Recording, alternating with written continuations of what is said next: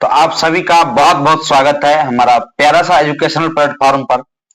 तो आज के इस छोटे से वीडियो में हम लोग क्लास 10th के फिजिक्स के पहला अध्याय का कुछ ऑब्जेक्टिव क्वेश्चन करेंगे। 7-8 ऑब्जेक्टिव क्वेश्चन करेंगे जो कि बहुत ही महत्वपूर्ण है। तो और ये वीडियो कैसा लगेगा थोड़ा सा एक बार कमेंट में जरूर कीजिएगा, ठीक है, ताकि हमें मोटिवेशन मिल सके। तो चलिए अब वीडियो को स्टार्ट करते हैं। कि जैसे कि आपको दिख रहा होगा कि प्रकाश और दर्पण के से रिलेटेड है, भौतिक विज्ञान के महत्वपूर्ण सवाल है। तो चलिए हम ज्यादा टाइम को वेस्ट नहीं करते हैं और प्रश्न को स्टार्ट करते हैं। जैसे कि आप लोग स्क्रीन पर देख पा रहे होंगे, क्वेश्चन नंबर 1 है कि परावर्तन का नियम क्या कहता है। यानी कि आप लोग प्रकाश चैप्टर में पढ़े होंगे कि प्रकाश जब किसी सतह पर आती है, चिकनी सतह पर आती है, तो वो उसी माध्यम में लौट जाती है। तो उसका नियम क्या कहता है। वैसे आप लोग 2 नियम उसका पढ़े होंगे, लेकिन उनमें से एक नियम ये भी है कि आपतन कोण परावर्तन कोण के बराबर होते हैं, ठीक है, ये भी नियम है। तो वैसे आप लोग ऑप्शन देख सकते हैं क्या क्या है, तो आप लोग देख पा रहे होंगे, लेकिन सही आंसर इसका होगा आपतन कोण परावर्तन कोण के बराबर होगा। ये पहला नियम होता है, ठीक है। तो चलिए अब हम अगला क्वेश्चन की तरफ चलते हैं। ये आपतन कोण परावर्तन कोण के बराबर होते हैं, ये सही है। चलिए अब अगला क्वेश्चन देखते हैं।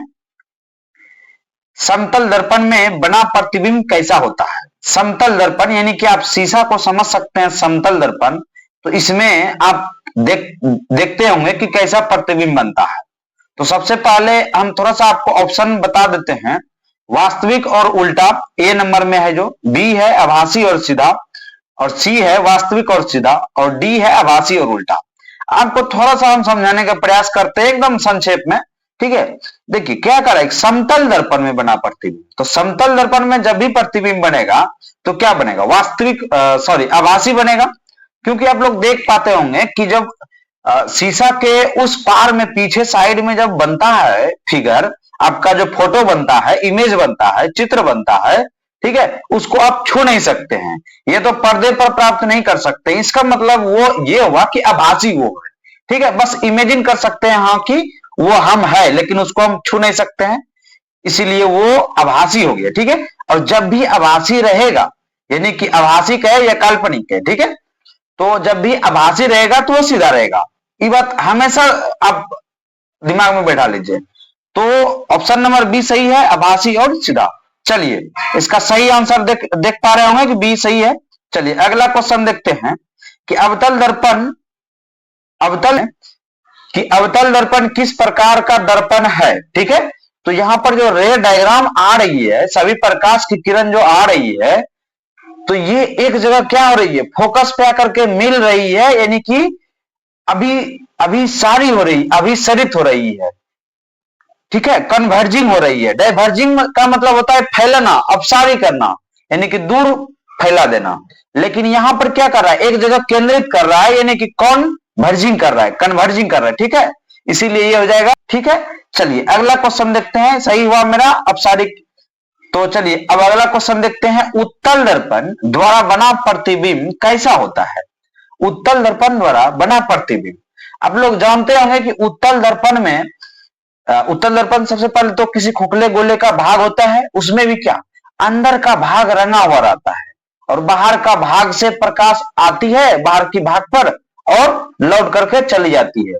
तो उस केस में क्या होता है कि जहां पर भी वस्तु रखेंगे, क्योंकि फोकस और सेंटर सब तो मेरा अंदर रहता है, जिधर की कलई किया हुआ रहता है, तो इधर से हम वस्तु को कहीं पर भी रखेंगे तो प्रतिबिंब तो आभासी ही बनेगा, ठीक है, आभासी ही बनेगा, लेकिन वस्तु से छोटा बनेगा, ठीक है।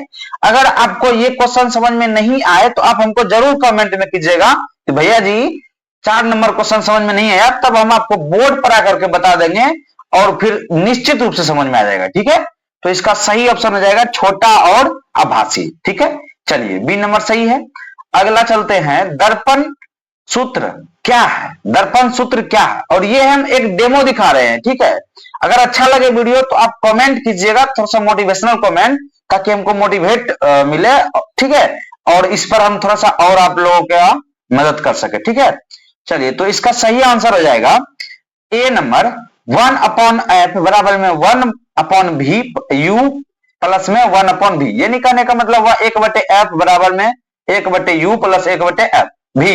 ठीक है, इसको हम प्रूव भी करने के लिए सीखेंगे।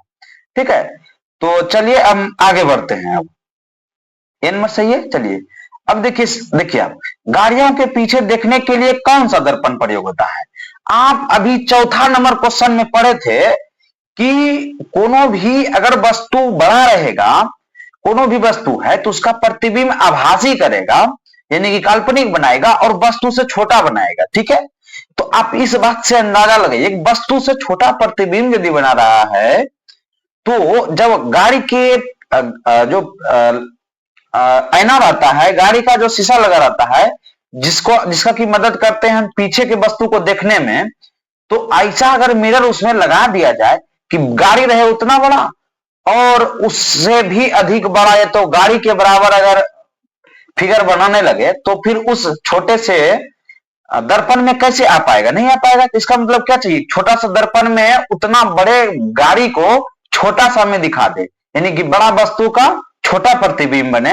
इसका मतलब क्या, बड़ा वस्तु का छोटा प्रतिबिंब बने तो कैसा होना चाहिए, उत्तल दर्पण होना चाहिए। बिल्कुल सही नंबर हो जाएगा बी। ठीक है, अब चलिए आगे देखते हैं और लास्ट प्रश्न देखते हैं। करेक्ट, परावर्तन किस सतह पर नियमित होता है, यानी कि रेगुलर टाइप से होता है रिफ्लेक्शन, रेगुलर टाइप से। ठीक है, तो जब वैसे तो देखिए परावर्तन जो है वो हर सतह से होता है। ठीक है, प्रकाश किरण हर सतह से परावर्तन होता है, लेकिन नियमित रूप से, कहने का मतलब जब तक नियमित रूप से अगर नहीं होगा परावर्तन तो फिर इमेज नहीं बना पाएगा, यानी कि प्रतिबिंब नहीं बना पाएगा। ठीक है, तो आप लोग शीशा देखे होंगे, कोनो भी शीशा लीजिए, चाहे समतल दर्पण लीजिए चाहे गोलीय दर्पण लीजिए, उत्तल दर्पण चाहे अवतल दर्पण, अगर उसको प्लेन नहीं किया जाए, एकदम चिकना नहीं किया जाए, तो क्या हम उसमें अपना फिगर देख सकते हैं, नहीं देख सकते हैं। ठीक है, तो आप लोग देखते होंगे चिकना सतह होता है। ठीक है, तो इसका ऑप्शन नंबर सी करेक्ट हो जाएगा, चिकनी सतह। तो मेरे ख्याल से आप लोग को ये वीडियो समझ में आ गया होगा, और कैसा लगा ये जरूर कमेंट कीजिएगा। चलिए मिलते हैं अगले वीडियो में, तब तक के लिए धन्यवाद।